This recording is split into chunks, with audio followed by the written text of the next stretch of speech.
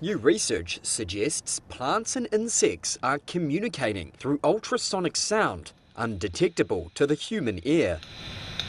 That's according to a study published by researchers at Tel Aviv University and opens a new frontier in the study of acoustic communication in nature.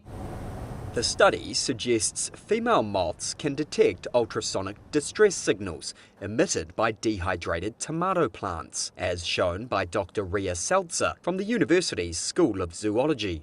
We found that plants under stress produce these ultrasonic clicks.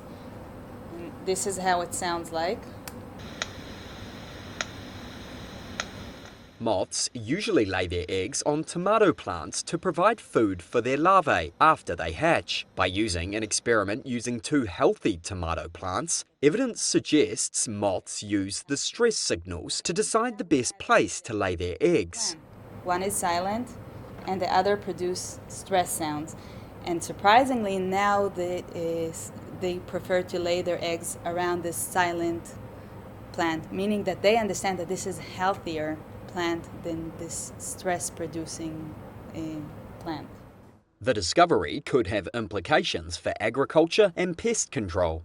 Professor Lilach Hadani says it could open up possibilities for managing crop health and insect behaviour through sound. Now, we think that this is just the beginning. So many animals may be responding to different plants. Many animals have interactions with plants.